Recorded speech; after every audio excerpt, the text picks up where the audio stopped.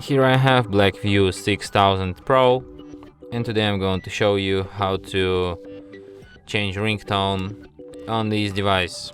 So firstly you have to open settings, then you have to go to the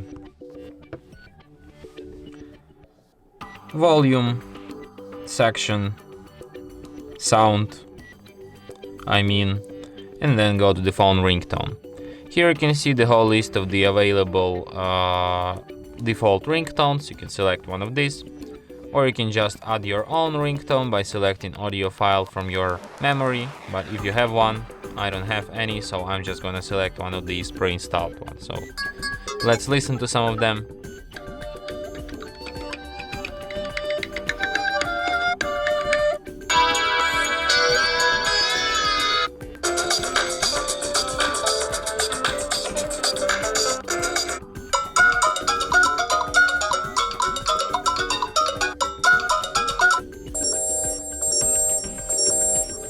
Could be this one.